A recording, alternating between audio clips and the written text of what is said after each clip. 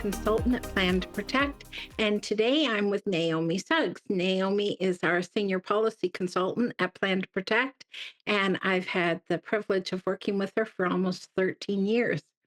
Today we are going to discuss the changes and additions to safeguarding over the last few decades, policy statements that we have added and changed over the past 18 years, and stories behind some of those policy additions and changes. Welcome, Naomi. Hi, Melodie. Thank you for having me. Yeah, I'm so glad to do this with you today. So, Naomi, when did you first start volunteering within organizations? As a teenager, actually, I think I started volunteering or working really at a camp, a summer camp, in my teen years as a junior leader, and then as a senior leader with the children at camp, and have done a number of different volunteering roles since then. Have you been volunteering ever since? Pretty much, yeah. My Yeah. father is a priest, and so there was kind of always opportunities to be involved in ministry at his churches, or in traveling day camps. Um, and then when I was in university, at the local church that I decided to go to there. Okay. Did they have policies in place back then? I don't recall ever in those years ever really having policy sort of um, talked about. I know that we had training, but we didn't really talk about there being policies in place. Yeah, for me, I have volunteered within community agencies, schools similar to you, camps, s- churches. I don't remember any policies that were documented when I was young at all.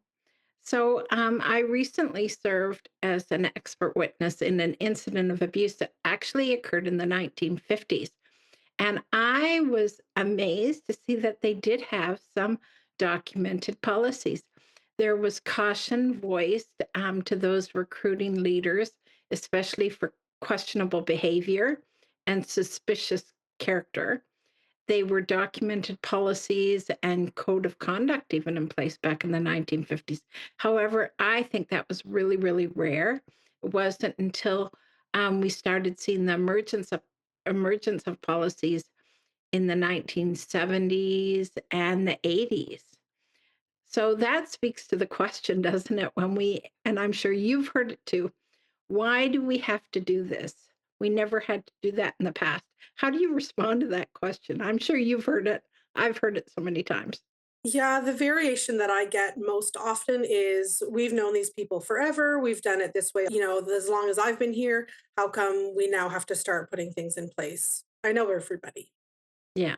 And we still hear that even today in 2025. So, Plan to Protect was first written in the mid 1990s, which is when many denominations started considering the need for child protection policies because they were hearing about incidences of child sexual abuse and abuse that were happening to children and young people. We wrote the first version in the mid 1990s, second version in 2000.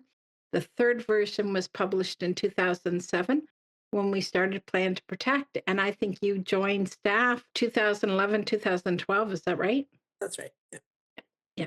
So since then, we have witnessed and heard it all, everything from policies, scare off volunteers, to it's better not to have a policy than to have a policy and follow it, which, as you know, I don't agree with either of those statements. I don't think it is good not to have policies.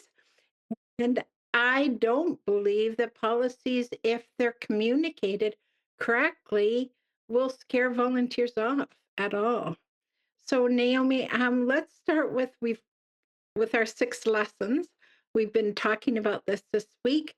6 key lessons around policies we want to challenge our listeners with today. So I'm going to begin with, and this is my favorite one: policies are a friend, not a foe. Policies are not barriers, they're boundaries that bless.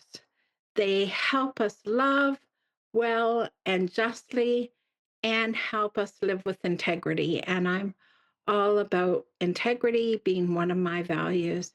That's why I believe that policies are a friend, not a foe, because they protect, they guide, and they promote fairness and consistency. Here's how I think one of the things is I think policies are about protecting everyone, right? Like, who, when asked, who do you say the scope of the policies are for? Yeah, I mean, initially, as everyone's mind goes to protecting the children and the youth that we serve in those places. Um, More recently, we've sort of expanded that idea to include vulnerable adults as well. And often places that focused initially on children and youth forget that vulnerable adults also need protection, but then also the scope covers those who work with them. So we're not just protecting those that come to our organizations that we serve, but also those that we're asking to do the work with those vulnerable people. Yeah. I really do believe that they create safe environments, whether it's work or ministry or even in daily life. They help prevent people from harm by clear boundaries and setting out expectations. For example, child protection policies, as you just said, protect the vulnerable people, but they also protect the leaders from false allegations. And I like to think of policies as like seatbelts. They might feel restrictive, and a lot of people think that they are restrictive, but really they save lives. I also think that policies are important because of clarity and consistency. Policies reduce confusion if they're clearly stated and they state what is acceptable and not acceptable. And everyone knows that rules are important and leaders can make decisions based on shared standards and personal preference or by pressure. And I think that policies, if we have good policies in place, you get less chaos and you get much more fair treatment. And then I think policies are about accountability and trust. When policies are followed, they build trust with people. People feel safer, more confident in the organization or community, knowing everyone is held to the same standard. It's not about control, it's about integrity.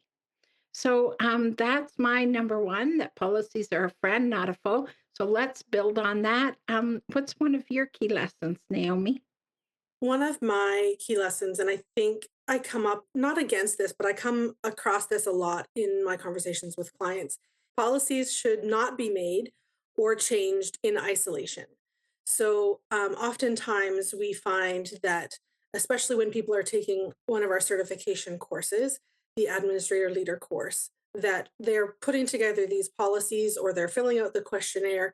And sometimes they don't necessarily think about ministries or programs outside of their scope of interaction.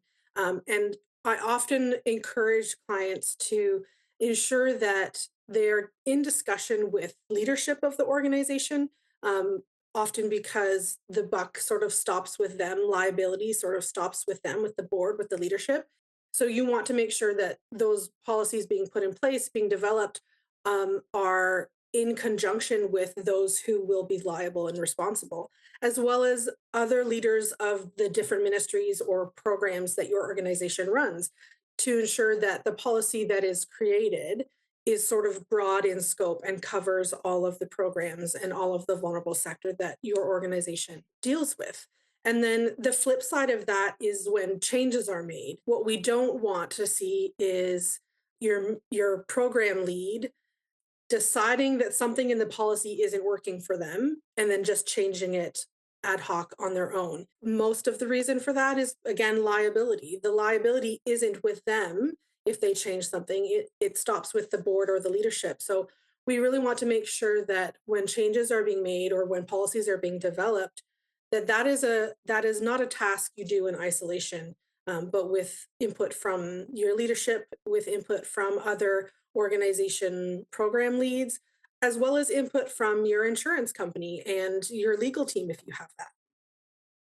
I love that. I once was talking to an executive director and he said to me, Melody, can you tell me, did, does Plan to Protect have a policy that says youth leaders can't drive alone in a vehicle with a single female unless their wife gives them permission to do so? That's an example of writing a policy in isolation. Well, maybe he wrote it in isolation with his wife, but certainly not with the organization. And it's not a policy that we've written at Plan to Protect. You've Yeah. never seen that one, have you? Not that specific one, but we have over the years, we'll get a client call in and say, I don't understand where this part of our policy comes from. And they'll tell us what it is, and we'll say we don't either because that is not really something that we normally would say or recommend. And it sounds like a very specific, very detailed for one part of an organization. So I haven't heard that specific example, but we do come across those sort of one liners that seem like they've just kind of been thrown in there to fit the need of a particular program lead. So, my second lesson is that policies establish parameters for engagement and interaction with the vulnerable sector. So, as Naomi has already said, our policies are not just about children now, but children, youth, and vulnerable adults. And a vulnerable adult could be someone who's elderly, it could be someone who is struggling with substance abuse or a new immigrant.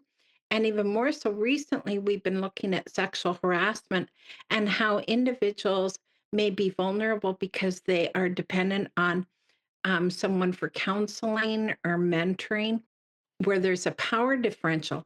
So, policies establish parameters for engagement.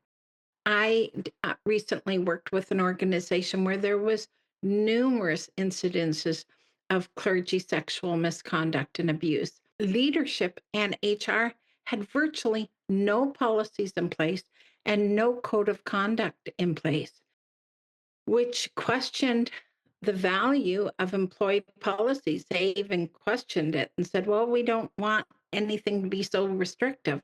Where there are no parameters that are communicated, there will be employees and volunteers that will try to push that envelope. And when it is leadership that is pushing that envelope, they will overlook others who are also pushing the envelope because they don't want, attention drawn to themselves. I say policies establish parameters. It's like a sandbox with children. You want to keep the sand and the toys in that sandbox, and you're setting up parameters for engagement. And that is not only during program, but outside of program when it comes to social media, photography, transportation, having individuals over to your home, taking them on offsite trips, etc. The board should be establishing those policies. They should be the one establishing the parameters. And then it is the leadership's role to ensure that those policies are adhered to and well communicated throughout the organization. When there's a breach of policies, progressive steps to discipline must be followed. Leadership should provide verbal and written warning, but when parameters continue to be crossed, leadership should be notifying the board who established the policies that there has been a major breach to those policies. The story that I was speaking about earlier about an organization was where there was many incidences of clergy sexual misconduct and abuse.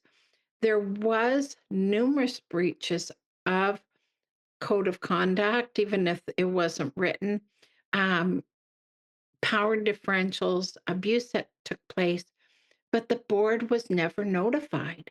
So they end up the one responsible and having to pick up the pieces when there was numerous incidences of abuse. Your turn. Well, my second one kind of falls on the back of that in terms of parameters. So it is great and necessary to have policies put in place to develop those parameters. However, policies only work if they're known. So if you have gone to all this work, all this trouble to develop policies and be mindful about them and work with your board and your insurance company and legal team, but you don't communicate the policies to those in the day to day workings with the vulnerable sector, um, then the policies are really no good.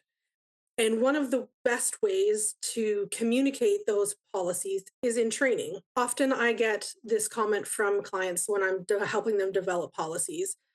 How are we supposed to expect every single one of our volunteers to read this 60-page, 80-page, 100-page policy with the forms included? And my answer is there are absolutely some people who should be reading word for word the whole entire policy. People like obviously your board members, your senior leadership, the program leads, anybody involved in the actual dissemination of programming. But then I understand the hesitancy to expect your average volunteer to read word for word an entire policy. So, how does that get communicated then? The policies are communicated in a good training. So, courses like our certification Train the Trainer course, where we teach you how to run proper full orientation and annual refresher trainings, is a great way to learn how to transform the policy language into a training that every single volunteer will go through initially and then on a refresher on an annual basis. And that is how we expect that policy to be known by your volunteers. And if that training doesn't happen, then the policies aren't known. Another thing we hear often from clients is, so we've done the training with all of our volunteers. We've done annual training, but do we have to keep doing training every single year? Because it feels like a lot. And the answer is sort of twofold. The sort of logistic one, in that your insurance company is likely going to ask you to have annual training. But then in the other side, it's a way to continue to remind your volunteers and your staff what the policies are that you are expecting them to follow. And you can't really have them sign a code of conduct saying that they're going to follow policies that you haven't communicated to them. So that annual piece of training is also really important for the continued refreshing reminding of what those policies, those parameters are that are in place. Let's talk for a minute about exceptions. Yeah, Can you give us an example of an exception to a policy and sure. how that should be handled? Yeah, and exceptions are actually one of my other key lessons here, that they're possible, exceptions are possible to the policy, but they can't really be made on the fly. So, exceptions that I've just dealt with recently with a client, they have their room ratios set up. So they have the specific number of staff or volunteers and the specific number of children or youth that can be in a room at a particular time. But the client called and said, what happens if all of a sudden 10 children show up, and we weren't anticipating that, and now our ratios are off? Do we have to cancel programming? And I said, well, no, is the sort of short answer, but you have to still work within the parameters that are in your policy. Or if a predetermined parameter or exception has been put in place by the board in conjunction with your program leads. So that could look like merging two rooms so that you have more leaders in and you could adjust the child numbers that way. It could mean that you have a hall monitor check in more often, or a hall monitor comes off of the hall monitor duty and becomes in the classroom duty. So long as then the other program rooms aren't thrown off by not having the hall monitor check. So I said to her, there are absolutely ways that we can work around the specifics in the policy, but those decisions shouldn't be made the morning that 10 new children showed up. Those kind of specifics and exceptions should be discussed ahead of time. So that sometimes means being creative in thinking about scenarios that haven't happened yet, but talking with the leadership, because again, that's where liability lies, your board, discussing with the board what kinds of exceptions can be made and who can make those decisions if they come up. I have another exception to a policy that I think is worth noting. I received a phone call from a client telling us that they weren't going to use Plan to Protect anymore because they had a youth director who was driving to youth program, and there was a terrible electric storm, lightning, thunder, pouring rain. And as he was driving to youth group, he saw one of his students walking on the side of the road, headed towards youth group. And he thought to himself, oh, I can't pick her up because we have a policy that says that you can't drive alone in a vehicle with a student. So he said, we can't use plan to protect anymore because that seems dangerous to the student. So I always think about what is the greater danger. And one of the things that I think we can really do to support our partners and our clients and our members is to help think of some of those complicated, complex situations where an exception may need to be made, as you said, Naomi. But how do we do that safely? So, absolutely don't let a student walk alone or home from program or to program in the midst of an electrical storm. I would have, in that situation, I would have had her come and get in the car, get out of the storm. Then I would have given her my phone and encouraged her to call her mother and tell her that she was in the car with me, or call another leader and speak to the other leader while we're driving to the program. And then when we got there, I would have filled out an incident report form saying that I needed to make an exception to the policy, that an incident had happened that was a breach of policy, why I made that decision to have her come in the car, and I would have dated it and signed it and had her also sign it. Make sure that we communicated with the parents why the exception was made. So we absolutely can make exceptions to policies. It's better to put those actually in your policies. We always recommend the 2 adult rule, but we've got exceptions in the policy that say when there are not 2 screened adults in a classroom, leave the door open, have a hall monitor, and make sure that there's clear sight lines into the room. So we do have some of those exceptions written right into our policies. But if there are other exceptions that are made, either fill out an incident report form, or as Naomi said, be creative ahead of time. Don't do this on the fly unless it's an emergency, and think through how to, make those exceptions. Would you add anything to that, Naomi? Um, no, I can think of a few other things like, a youth forgot their permission form, but it's been signed, and they're about to leave for the trip. Does that exception look like having a picture sent, of the signed permission form, making sure there's a paper trail and all of that kind of thing, communicating with leadership ahead of time, before leaving instead of making the parent come back with the form. There are ways to figure out in situations how to honor the spirit of the policy and not sort of sticking to the letter of the law when it doesn't benefit, the person you're serving, and is, like you said, an emergency situation. I love that spirit of the law instead of the letter of the law. Certainly, if it is a high risk activity, you'll still, as Naomi said, you'll need that permission form signed by the parent, not a friend's mother or something, but actually by a parent or a legal guardian. But there are many ways today of being able to do that with digital signatures, which are so accessible to so many organizations. So, the last one that I have here is policies need to be audited and updated on a regular basis. It is not enough just to write policies and put them in a file drawer somewhere. How many times, Naomi, have we heard people say, I have no idea where our policies are? We can't find them. We think we had them at some point, but we can't find them. We've both heard that one so many times.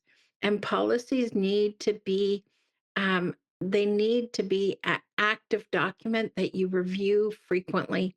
We would recommend that you review your policies every year, that you audit your policies And we would recommend, I think you would agree with this, Naomi, about every 3 years. Um, it seems like every 3 years we're adding new policies, policy statements to our templates. Is that what you say, 2, 3 years? Yeah, yes, 2 or 3 years, sometimes depending on, um, the organization, they've pushed that a little bit farther, but ideally every 2 or 3 years just to make sure your policies aren't missing things that your organization is now doing. Yeah. Especially if you add a new program, new facilities, you certainly would need to look at your policies more frequently. But I think it's so important to audit your policies. Auditing your policies is really ensuring that there's compliance to your policies. Here is a sample case study highlighting the importance of auditing policies to ensure adherence to the child protection policies, specifically in the context of a faith based youth serving organization. This account is based on a number of stories that we've heard at Plan to Protect. It's based on common themes found in real world situations. It's a church, mid sized church in Ontario, known for its vibrant children and youth ministries. The church adopted a written child protection policy in 2012, outlining screening, training, supervision, and reporting guidelines. All those things that are part of the standard of protection that we recommend at Plan to Protect. The policy was created in response to insurance guidelines and provincial legislation, but had not been revisited or formally audited in nearly a decade. In 2023, a 14-year-old was disclosed that there was inappropriate physical contact by a 34-year-old volunteer. Mark was a volunteer, Jason was the youth. Mark had been serving in youth ministry for many years, close to 5 years, actually. The abuse occurred during one on one mentoring sessions where they would meet offsite in coffee shops, sometimes at malls, sometimes going for hikes, and they were all undocumented. So there was never any documentation talking about when this mentoring took place. Mark was immediately suspended when they heard about the alleged abuse, and it was reported to the police and child protection services. An internal investigation took place, and it revealed several policy failures. One, the policies were out of date. There were screening gaps. So when they looked at the screening records, they could see that there was screening by some volunteers and not others. And there was a file for Mark, but they hadn't updated his criminal record check. And out of 5 years, he had only attended training once. And there was no references that were documented, or it didn't even look like they had done any references on Mark. And there was, as I said, training deficiencies. So there was no evidence that he had even taken training most years. There was very little supervision in place. Most people didn't even know that Mark was mentoring Jason. So very little documents and records were kept. There was very little oversight and supervision. And there was no evidence that Jason's mother even had been informed or had been granted permission for Jason to be mentored by Mark. And there was some cultural complacency here. Long term volunteers that were trusted without question. Leaders believed it could never happen here. So the culture of the organization was really deficient. So, what ended up happening? Mark was criminally charged and later convicted. The family filed a civil lawsuit against the church for negligence. Membership declined, donations declined, the insurance premiums increased substantially, and the staff morale was deeply affected. And this could have all been resolved if the organization had done annual policy audits. So I think Policy audits are so important, and it is one of the services that Naomi and I provide at Plan to Protect, and we even train on. So we really would encourage organizations, if you're going to have a policy, make sure you audit that on a regular basis. Naomi, do you think most organizations that we work with do policy audits? I don't. And I think one of the reasons they don't is because I don't know that it's understood what that looks like. What does a policy audit mean? Because I think oftentimes when you say that, the initial thought is like a financial audit where you hire an outside organization to come in and check the books, which is part of it and can be part of it. But we're not asking or recommending that organizations hire an outside organization to audit their policies every single year. That can be part of every few years to have an outside, but having an internal policy audit is really what we're talking about in terms of the annual thing that happens. And that looks like, it doesn't necessarily look like checking all 250 of your volunteer files to make sure every single one of them is up to date. But it can look like a portion of volunteer files. It can look like a portion of classroom files to look at incident reports to sort of make sure that the things that you think are happening are actually happening. Yeah, I actually would recommend that if you have never done a policy audit before, consider either Naomi or I coming in and training your team and actually doing the first audit with you. And I love doing it with the team from the organization because it really is a tremendous learning opportunity for your team members. And what we do is we cross reference some of those documents that Naomi mentioned, like your screening records. We look at your master list of screened people. We look at a sample of some of those files to see how complete they are. We look at your duty roster. We look at your registration forms and your attendance records, your incident report forms. And it's a beautiful way of learning how to do a policy audit as a team, filling out a report, drafting a report, and then sending that to the board, communicating to the board the compliance of the policies and recommendations for improvement. So we really recommend policy audits because I would much rather do a policy audit than an investigation. For sure. Naomi, any final thoughts or lessons that you would like to share? I just would like to see, or my hope, I guess, is that people can really see policies not as necessarily something that's required, but something that is one of the tools that they use to provide the services that they offer. We recently had a client include in the introduction to their policy a statement that highlighted that these things that they were doing weren't just because of insurance, but that it was part of the culture of their organization. It happened to be a church, so they used the word that this was a ministry as much as any of their other ministries. And it would be fabulous if policies were viewed that way across the board, that it wasn't just something that we have to do or something that makes things more difficult for us to do, but really becomes sort of the culture of their organization. And when that happens, I think those protection procedures and policies become more second nature. And then you start seeing not only leadership thinking in terms of protection and how to put things in place, but then you also see your volunteers and your staff sort of on the ground level really taking that on, really embodying what it means to run something that is protection oriented and how it can actually help the program.